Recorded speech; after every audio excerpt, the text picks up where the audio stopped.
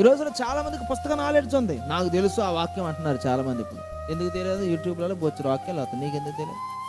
బుట్ట పోరగాడు కూడా వాక్యం చాడు, బతకడం తెలియనాడు, బాప్తిసం లేనాడు కూడా వాక్యం చెప్తాడు. ఇప్పుడు రక్షణ అంటే ఏంటో తెలియదు, మారు మనసు అంటే ఏంటో తెలియదు, విశ్వాసం తెలియదు, పరిశుద్ధాత్మ అభిషేకం నింపుదల తెలియదు, ఏం తెలియదు, వాడు వాక్యం చెప్తున్నాడు.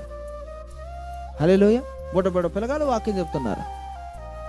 ప్రతిది కూడా వస్తుంది, యూట్యూబ్లో వస్తూ ఉంది, వింటున్నారు, చూస్తున్నారు. పుస్తక నాలెడ్జ్ ఉంది, బైబిల్ నాలెడ్జ్ బొచ్చినంత ఉంది. ఏ నాలెడ్జ్ ఉంది? దేవునితో కనెక్షన్ లేదు. అందుకని ఆత్మదేవుని యొక్క కనెక్షన్ లేదు. వాక్యం సరిగా అర్థం కాదు వాళ్ళకి. హల్లెలూయా, దేవునికి స్తోత్రం.